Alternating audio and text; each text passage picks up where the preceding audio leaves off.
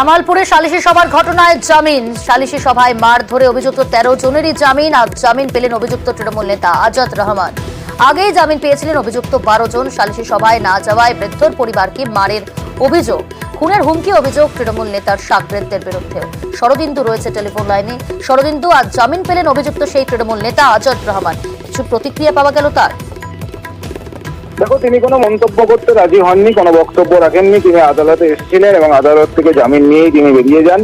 এবং যেটা জানা যাচ্ছে যে এই যে জামালপুরের ঘটনায় সালিশি সভায় যোগ দিতে না যাওয়ার জন্য বশির আলী ও তার বাবা মাকে মারধরের যে ঘটনা, সেই ঘটনায় 12 জনের নামে এফআইআর হয়েছিল। এবং যেহেতু এই যে আজাদ রহমান অর্থাৎ তৃণমূলের চকদিঘি অঞ্চল সভাপতি, তার নামও এই ঘটনায় যেহেতু অভিযোগ এসেছিল, তাই তাকেও নোটিশ করেছিল পুলিশ।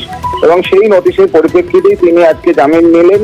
এবং বাকি 12 জনের জামিন যোগ্য ধারাতেই তাদের নামে এফআইআর হয়েছিল, তারাও শনিবারই জামিন নিয়ে নিয়েছেন। আজকে আজাদ রহমান তিনি জামিন নিলেন। বেশ, ধন্যবাদ।